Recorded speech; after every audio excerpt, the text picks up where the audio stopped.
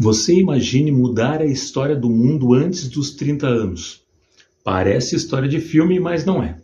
Aqui a gente vai ver a história de Tommaso, que na arte conhecido como Masaccio, viveu em Florença no século XV e realmente revolucionou a história da arte, com novas técnicas, com novas formas e com uma impressionante qualidade artística. Aqui, em uma breve história, a gente vai dar uma olhada na vida desse artista que marcou para sempre o mundo. Vamos dar uma olhada. Masaccio mudou completamente a forma como os seres humanos pintam e desenham. Agora a gente vai entender por quê. Masaccio nasceu numa cidadezinha italiana muito pequenininha, no ano de 1401. Logo se mudou para Florença, um lugar que era o centro cultural da época. Era um lugar impressionante e fundamental para que um artista pudesse realmente revolucionar a arte e colocar o seu nome na história. Masaccio viveu até perto dos seus 27 anos. Veio a falecer na cidade de Roma em condições misteriosas que levantaram muitas suposições sobre a sua morte, as causas da sua morte. E afinal, por quais motivos ele é reconhecido? Vamos dar uma olhada aqui nas artes dele. Para entender a genialidade de Masaccio, a gente precisa comparar a arte dele com a arte que veio antes dele. As pinturas medievais, elas eram planas. Pareciam que as imagens tinham sido coladas umas nas outras. Pareciam adesivos. Elas tinham um contorno reto, duro, preto, que não dava destaque e muito menos o senso de profundidade. Os personagens pareciam recortes de papel. Nessa obra que a gente está vendo, a pintura Maestà, que é A Virgem e o Menino em Majestade, do pintor Cimabue, é um exemplo claro da arte que veio antes de Masaccio. Vocês podem notar nessa obra que o fundo é todo em ouro.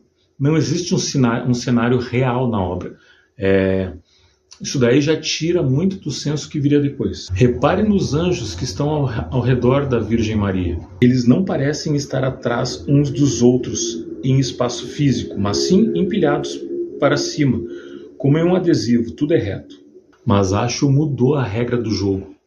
Ele fez duas coisas revolucionárias. Masaccio usou a matemática para criar a ilusão de profundidade. Na arte ele usou o ponto de fuga e fez com que nas suas telas o espaço parecesse um corredor infinito.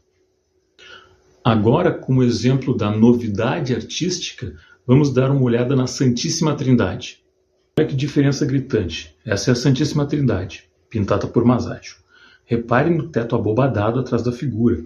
As linhas arquitetônicas puxam os seus olhos para o centro e para o fundo. Ele criou a ilusão de um buraco na parede. As pessoas da época achavam que podiam entrar caminhando nessa sala. E ele não parou por aí. A segunda revolução dele a gente chama de chiaro-escuro, ou luz e sombra. Ele parou de contornar as figuras com linhas escuras. Elas deixaram de parecer desenhos. Em vez disso, ele usou a luz batendo de um lado e a sombra batendo de outro, criando uma noção de profundidade. Também essa ideia de sombra e luz dá um peso diferente, um contorno mais realístico a um tipo de imagem que antes parecia uma colagem numa tela plana. A pintura de Masaccio passou a parecer como as esculturas que já existiam na época, esculturas que pareciam vivas. Com essas duas técnicas, Masaccio parou de pintar aquilo que a gente considerava imagens divinas e intocáveis. A arte de Masaccio passou a ser humana, passou a ter contornos realistas, humanos e quase como se tivessem sentimentos. A obra de Masaccio mostrava ossos, mostrava músculos, era muito detalhista, muito superior artisticamente, detalhisticamente ao que vinha antes dele. As principais obras de Masaccio são a Santíssima Trindade, o Pagamento de Tributo e a Expulsão do Paraíso. Além do que a gente viu em Santíssima Trindade, reparem em o Pagamento de Tributo, dê uma olhada na imagem. Aqui a gente vê que as sombras dos personagens estão projetadas no chão. O sol parece vir da direita. E segundo as montanhas lá no fundo, perdem a cor. e ficam embaçadas, criando a ilusão de ar e distância. Terceiro, todos os rostos têm expressões próprias. Eles parecem conversar de verdade. E aqui, em A Expulsão do Paraíso, vocês devem esquecer a beleza idealizada. Adão e Eva estão sendo expulsos do Éden. Olha para o rosto da Eva, a dor, o grito e o desespero são cruz. Masaccio trouxe drama psicológico para a pintura. Uma das curiosidades sobre Masaccio é que o nome dele não era Masaccio, como a gente mencionou no começo, na verdade era Tommaso, e numa tradução, uma livre tradução, Tommaso Masaccio é meio como Tommaso desorganizado, Tommaso bagunceiro. Ele era um cara que não ligava para o dinheiro, ele pouco sabia cobrar sobre as suas obras, ele era realmente muito desorganizado, espalhava as coisas por onde passava, e, portanto, Masaccio, o bagunceiro, virou a alcunha artística profissional e como ele ficou conhecido para a eternidade, né? Nós estamos aqui tantos séculos depois falando sobre ele.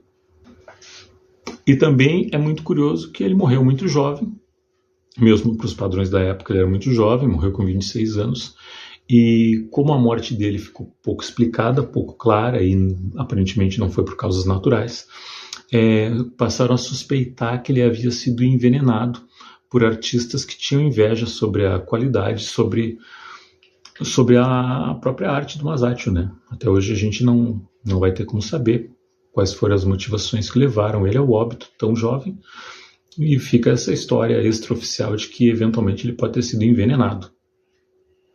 Muitos artistas que a gente conhece, como Leonardo da Vinci e Michelangelo, se espelharam na arte de Masaccio, especialmente a questão da perspectiva, da luz e sombra, eles utilizaram também nas obras dele. E como Masaccio veio antes, é considerado um dos pais do Renascimento, por óbvio, ele influenciou a maioria dos artistas que vieram depois dele. A obra de todos esses artistas renascentistas, a gente pode mencionar que elas são obras tridimensionais, né? A gente consegue, com a profundidade e com todos esses artifícios artísticos, compreender que eles deram 3 dimensões para as artes deles. Agora, como de costume, vocês nos conhecem, o conhecimento é um processo ativo, vocês têm que trabalhar com o conteúdo que foi passado aqui, transferido. Então a gente criou mais uma vez uma série de questões, 10 questões, para fixar esse conhecimento na cabeça de vocês e vocês poderem realmente se apropriar do conhecimento. Vamos dar uma olhada, eu vou colocar de uma forma diferenciada para que vocês possam anotar e fazer em casa, fazer com o tempo, dar uma refletida, pesquisar na internet, buscar outras fontes de conhecimento para que vocês se aprofundem sobre a obra de Masaccio e sobre a própria obra renascentista, né? Em qual século Masaccio nasceu e produziu sua arte? Em qual cidade italiana ele desenvolveu a maior parte do seu trabalho? Quantos anos Masaccio tinha quando faleceu? Como eram as pinturas antes das inovações trazidas por Masaccio no período medieval? O que é a perspectiva linear e que ilusão ela cria na arte? O que significa a técnica do chiaro escuro, luz e sombra usada por ele?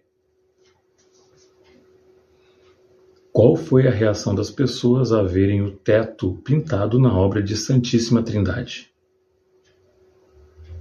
Na obra A Expulsão do Paraíso, qual característica humana Masaccio destacou nos rostos de Adão e Eva? O que o apelido Masaccio significa e por que ele o recebeu? Qual é a principal teoria ou mistério não resolvido sobre a morte prematura do pintor? Realmente eu espero que o conteúdo tenha valor para vocês, valor científico, valor de curiosidade. Espero que o canal esteja contribuindo com os estudos de vocês. A gente vai produzir muito mais coisa. É um conteúdo que me interessa, que eu acredito que muita gente se interesse. História, arte, cultura, desenvolvimento, reflexão. a gente pensa na arte e na história como formas de transformação social. Não só decoreba, não só conteúdo engessado, mas formas de vocês compreenderem o mundo passado e compreenderem o mundo atual. Então, voltem sempre. Esse era mais um conteúdo que a gente privilegia sempre e dá total valor. E Uma Breve História volta logo em um próximo capítulo da história da humanidade.